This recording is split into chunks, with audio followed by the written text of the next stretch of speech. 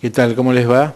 Hoy el programa lo iniciamos en la sede de la Confederación Médica Argentina, República Argentina, que está en la calle Belgrano, donde la Federación Argentina de Diabetes realiza una serie de cursos de concientización, de capacitación. Es una federación de asociaciones de pacientes. Estamos con su presidente, que nos va a contar un poco cómo están organizados en todo el país. Son creo que 35 asociaciones, y bueno, estamos en días previos al Día Mundial de la Diabetes, que es el 14 de noviembre. Bueno, un gusto poder hacer la nota con vos.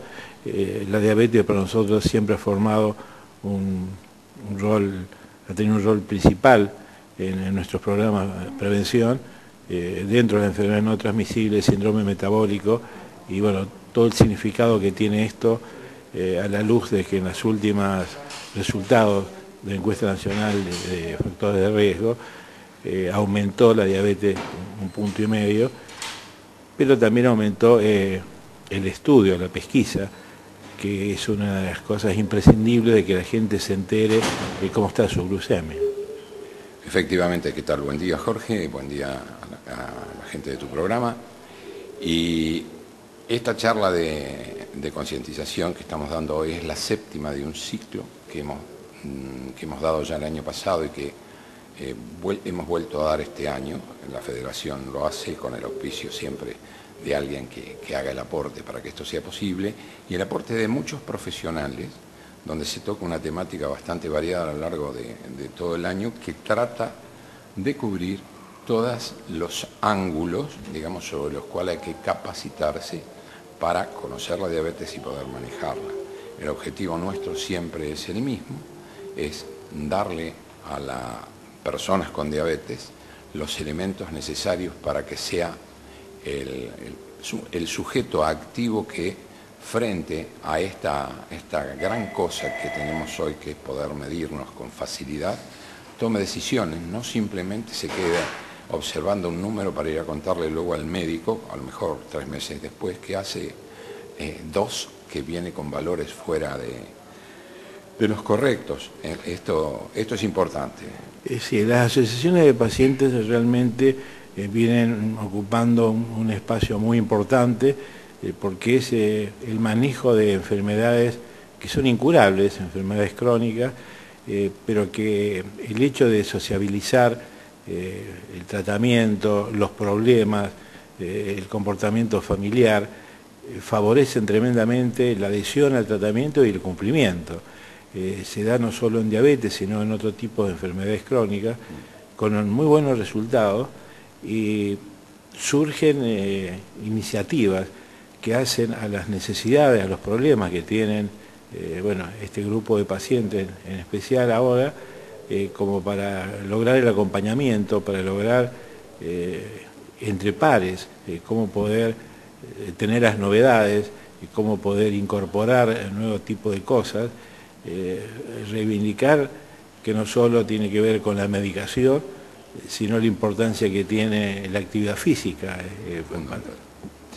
Te cuento, o sea, la FAD tiene su inicio hace 40 años, el año próximo en realidad cumple 40 años. Y ya hace 25 que viene realizando un evento que, por lo que sabemos, es único en América, y por las informaciones que hemos traído de los congresos, de los distintos congresos, parece que es única en el mundo.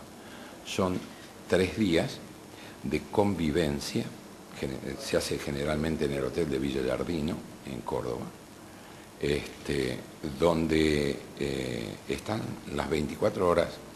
Al frente tienen un médico a su disposición, y 2 diabéticos entrenados de coordinadores. Esto es por edad y tipo de diabetes, pero tienen un médico 3 días, las 24 horas, para preguntarle todo lo que les ocurre, y luego están conviviendo personas con diabetes tanto de Catamarca como de Tierra del Fuego, y las distintas realidades que este país tiene en el tratamiento.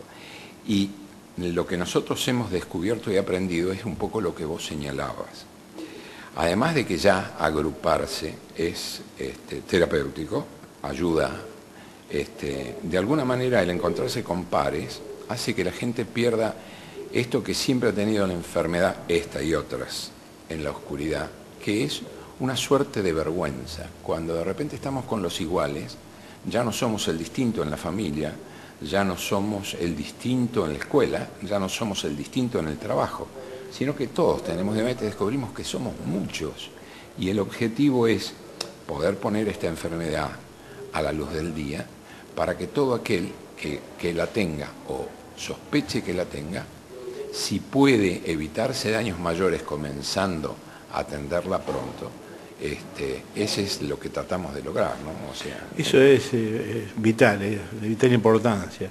Hay enfermedades que no se pueden curar, pero el hecho de poderlas diagnosticar cuando son subclínicas, son asintomáticas, tiene muchísimo que ver con el pronóstico, porque evidentemente que el diagnóstico se tiene que acompañar de una actitud terapéutica que tiene que ver en algunos casos con medicación, en algunos otros casos con régimen de vida, actividad física, lo que come, etcétera, etcétera, pero que cambie el pronóstico. Hoy en día la gente no se muere de diabetes. La diabetes es una enfermedad controlable, es una enfermedad que cada vez han mejorado los métodos diagnósticos que permiten al paciente el autocontrol con cosas muy sencillas en su propio hogar. Ha cambiado el tipo de enfoque. Antes pensar en insulina era pensar en algo de etapas muy complicadas, terminales, y el uso de la insulina ahora se ha adelantado porque se ha visto que con eso se consideran mejores controles. No en todos los casos hace falta, ¿verdad? No, o sea, fundamentalmente la precisamos sí o sí, sí, solo sí en la diabetes 1. Pero en diabetes 2 podemos llegar a necesitarla cuando ya tenemos mucho tiempo de enfermedad, porque claro, o sea, todos sabemos que la enfermedad es crónica, pero también es progresiva. Entonces, en la medida en que nosotros modificamos las condiciones de vida y adoptamos condiciones de vida saludables, dentro de eso, por supuesto, la actividad física, el movimiento tiene un rol fundamental porque consume azúcar básicamente y además porque sensibiliza al músculo para recibirla. Cuando adoptamos esto, como te decía, indudablemente que o evitamos las complicaciones o retardamos lo más posible su aparición y cuando aparece indudablemente lo hace de modo leve. Vos decías muy bien de que desde que se inventó la insulina por Banting y Best, nadie se muere de diabetes, pero sí se muere de las complicaciones. Y además muchas veces se condena a una pésima situación de vida por los daños que va teniendo orgánicamente. De modo tal de que indudablemente hoy tenemos todas las facilidades desde la ciencia y además lo que tenemos que hacer es que esto llegue en lenguaje sencillo y fácil a la población con diabetes, que no nos olvidemos que hoy está en el 9.6 de la población. Son números altísimos.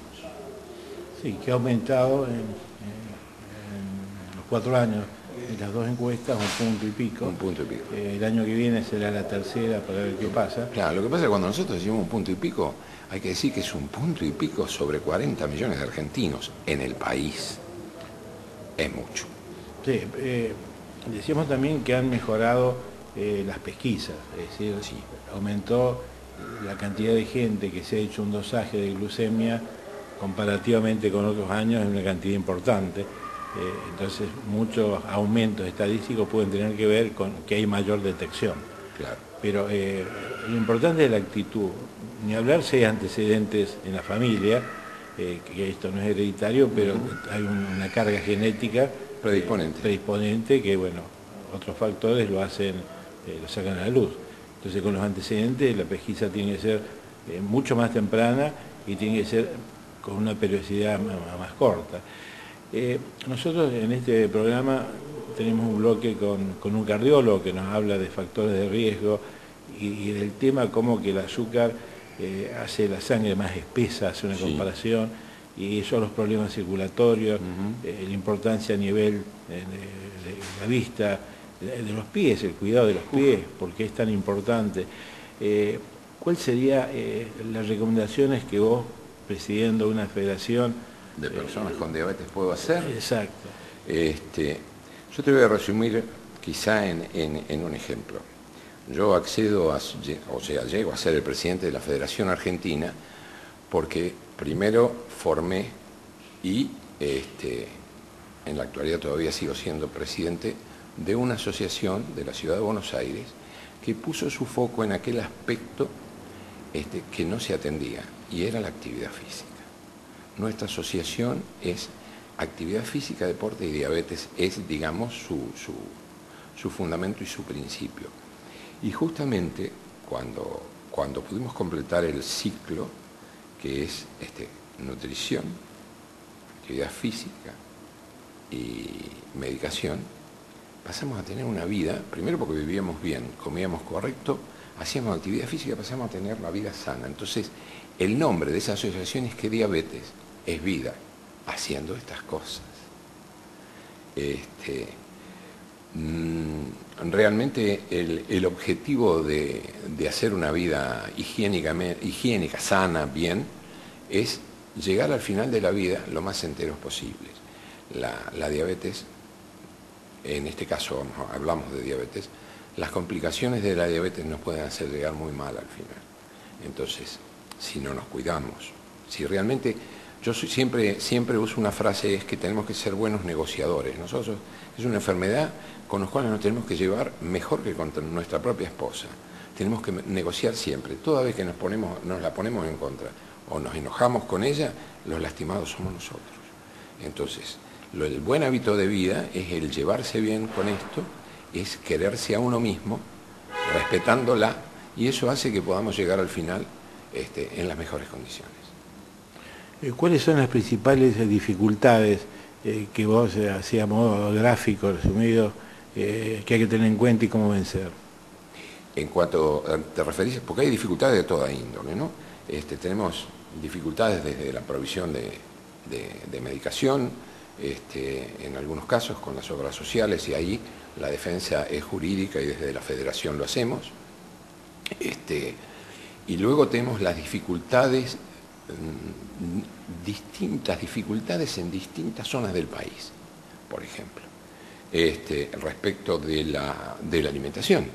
A ver, todos sabemos que, por ejemplo, la mandioca tiene un valor de almidón muy alto y que tiene un valor glucídico más alto que el de la papa, que hay hidrato de carbono, mucho hidrato de carbono en esto. Sin embargo, es la base de la alimentación del norte argentino. Y ahí tenemos todo. O sea, nadie te come nada verde ni nada rojo. Y bueno, ahí ya tenemos, por ejemplo, un problema. Básicamente los problemas son lograr hacer llegar a la gente el conocimiento respecto de qué es una buena nutrición, una buena alimentación, de cómo debe observar aquellas alertas que el cuerpo puede darle, observar muy bien los pies son fundamentales, pero no solo son los pies fundamentales, si nosotros no nos cuidamos bien, vamos a tener problemas con la vista seguramente, y luego vamos a tener problemas con los riñones. Entonces, sabemos que ustedes tienen previstas actividades para el 13 y 14, te pediría muy cortito que nos cuentes cuáles son, así las podemos anunciar con anterioridad. ¿Cómo no? El día 13 por la noche tenemos una velada artística en conmemoración del Día Mundial a partir de las 20:30 con artistas de diversos rubros, ¿no? Líricos, tango y rock y demás, en el Teatro IFT, que está en la calle Boulogne-sur-Mer 534, creo que es, me puedo equivocar por un poquito, pero el teatro es reconocible. Luego adherimos el día 16 a una caminata que hace una cadena de farmacias, que no la nombro porque es propaganda, pero que sale en todos los diarios, en todas partes. Y el 14 de noviembre hacemos la iluminación de azul, que se hace en todo el mundo, lo hacemos con los edificios públicos, que son posibles de iluminar en ese color. ¿no? Está bien, nosotros quisimos acompañarlos en cuanto a participar en este refuerzo para la toma de conciencia, que nos parece fundamental. Primero averiguar si estoy o no estoy enfermo, y si lo estoy, tratarme como es debido, porque como decía, es una enfermedad que no se puede curar, pero sí se puede controlar. Exactamente. Además, tener presente que es una enfermedad que es silenciosa, entonces la detección temprana se hace haciéndose un control de salud normal, pidiendo que le hagan una glucemia cuando le hacen los análisis del control anual, y toda vez que se detecta glucemia alterada en ayunas o se detecta ya la glucemia definitivamente alterada que siendo diabetes, empezar a hacer una vida sana. Gracias, Norberto. No, Jorge, ha sido un gusto. Hemos hablado varias veces de factores de riesgo cardiovascular. Hoy quiero que tengamos una breve referencia a los factores de riesgo cardiovascular, diabetes. Bueno, vos sabés que en las reuniones que hacemos en conjunto cardiólogos y diabetólogos, muchas veces nos reímos. Yo le hago una chanza al diabetólogo y le digo que la diabetes en realidad es una enfermedad cardiovascular con un componente metabólico, que es tener mal el azúcar. Es una broma, pero en cierto modo es la realidad. O sea, uno piensa, ¿diabetes qué es? El azúcar alto en la sangre. ¿Pero de qué se mueren los pacientes que tienen diabetes? De problemas cardiovasculares.